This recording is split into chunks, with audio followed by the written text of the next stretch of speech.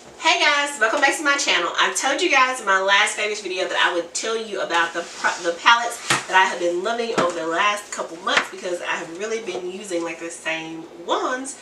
I used these two in September a lot as well as this one, and then I scooped these up and been using these in October. So as you can see, I have 4 great palettes to talk about, so we're going to talk about them pretty quickly. I'm not going to do swatches of these. Swatches of these are everywhere and all over. And I will put swatches on my Instagram if you guys won't. Just let me know. I will do that for you. And I'm always doing swatch fest videos of things. And so they will go on my swatch fest playlist if I do swatches of any of these. But I love them, clearly. And I will tell you the pros and cons of each one pretty quickly if you will just stick around and listen. So here we go. The first one up is the Colourpop Good Sport palette. And it is one of their smaller pressed powder palettes. Comes with 12 pans. It's really fall appropriate, I think, to me, with the mustards and the berries.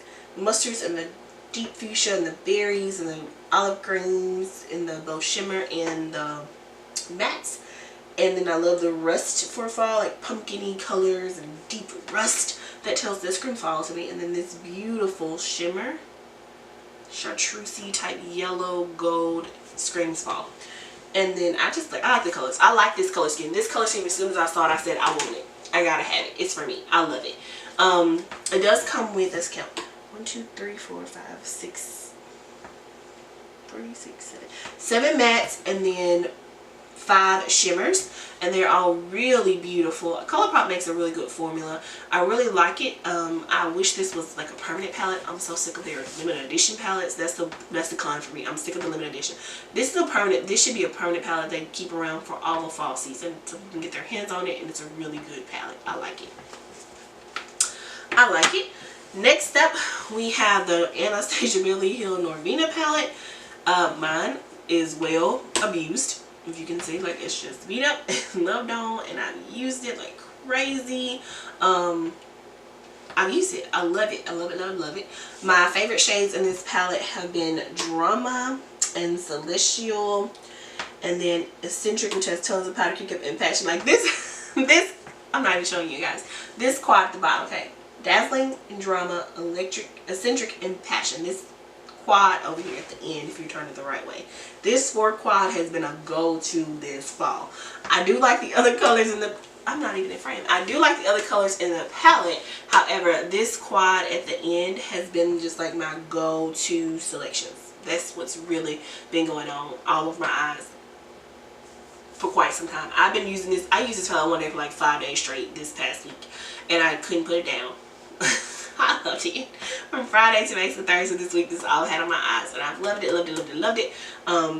It's a good palette. I think people were expecting so many different things from this palette, but I really appreciate it for what it was, which was a palette of things that Norvina really loves to wear on a daily basis, and I think it was well worth the purchase. But I also love the AV8 shadows, so what do I know?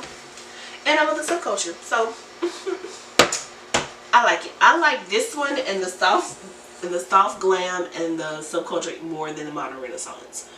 And I know people are gonna call me in the comments, but it is what it is. I like what I like. I like the color story that I like, and these are the color stories that I like better.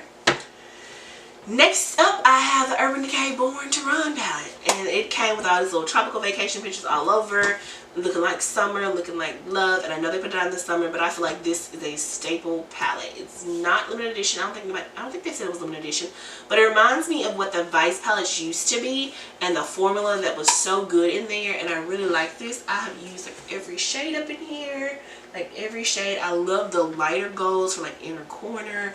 I love like Steel Shot, which is like a deeper, rustier gold. I just like them all. It's still matte. No, sorry, Ignite is that rustier gold, and Steel Shot is this peach. I like it to blow out other shades. So these are very pretty. They look good on the skin. They go well on the eyes. Like, they just go really well on the eyes. I feel like they perform well, and this is one of the better formulas that Urban Decay has put out in a long time. Like I said, it reminds me of what the Vice palettes used to look like, but less bulkier. This is the kind of thing I would like to see Urban Decay doing going forward. Like, I know the Naked palette is their history, and it's what they're always going to do. They just put out the Naked Cherry. They continuously put out parts of the Naked palette series, but I really hope that this formula is what they're going to be putting out going forward in other palettes, and I would like to see them in the same kind of weighted easy to travel with, convenient and sleek packaging. Urban Decay, this is great. I mean, you could just do them plain. It doesn't have all these pictures on here or anything. Like, I just like this packaging because of the weight and the magnet on it, and just how easy it is to travel with, and as well as how there's no wasted space in this palette. There's no wasted space. The colors are there. You get a good color story. It's just beautiful. You have neutrals and greens over here. You got purples and berries on this side. You got some golds in the middle. You got base colors you'll need. Like, this is a really good everyday. You could use it every day and never be bored with palette. That's why I like it. I had to make myself put it down. It's so good. And then last but not least is Miss Natasha Denona, the Safari palette. Like, that's just not blind, you guys. Put that down there. Like, there we go. Right here. It's a good position. This is an all matte palette from Natasha Denona, and it retails for, as we know, an exorbitant amount. Love this though. It's so worth it to me. I think her matte formula here is really good. I have this all over my eyes today. I have, let's not blind you, Thorn and Desert Date all over, like Thorn just all over the eyes, and then Desert Date like kind of just busted out all over with the crease and that kind of thing. And I just have these two colors. I think they worked really well together in my eyes, and I think that's the key to me with this. These are like companion shades. You can use it alone because I obviously don't have any shimmers. I just have on all mattes today, but I like that to be able to just throw on and go for it. I can do all over the colorway. Like, I can do 2-shade kind of look. I can do a 3-shade look. I can use this whole row, and none of it looks muddy together on me. And that's surprising because some of these shades are lighter, but these lighter shades are really good for like blowing things out, like buffing and blowing things out, because these deeper shades can run away with you and you'll have a super smoky eye before you know it. So that's why I think she put these lighter shades at the end of the row, because without this, without the lighter shades, this looks really like a really great palette. But with them, it's like, I want that row for. But I think it's just what I said, to blow things out and keep them cleaned up and keep things precise if you want to do more precise looks and colors with these. I have used all of the shades in here, and they've all worked really well. I will say that Fata Morgana can get away from you. Just fast.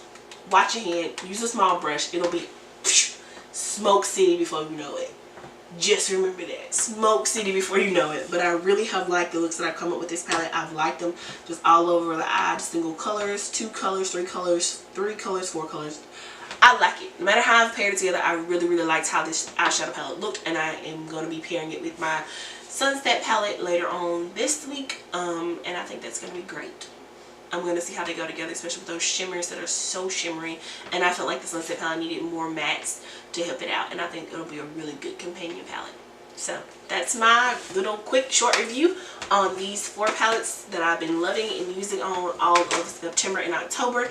Let me know if you guys picked any of these up. If you have any thoughts on them, what you think about them in the comments below. Subscribe, like this video. Let me know what's great in the palette world. We know I love them. My eyeshadow palette video will be coming eventually. I decided I'm going to do it at the end of the year, basically beginning of next year, in order to be able to accumulate all things I want to get and grab before I start my No Buy year next year. But stay tuned to hear more about that as well. That video will be coming up. I may do it in a live, and I have to sit down and see what day I could do that in a live and see if you guys would just love chatting with me one afternoon. So I'll see you around. Thanks for watching. Subscribe if you haven't subscribed. Check out things I have in my description box because they are amazing and great information always down there, as well as come back. Bye.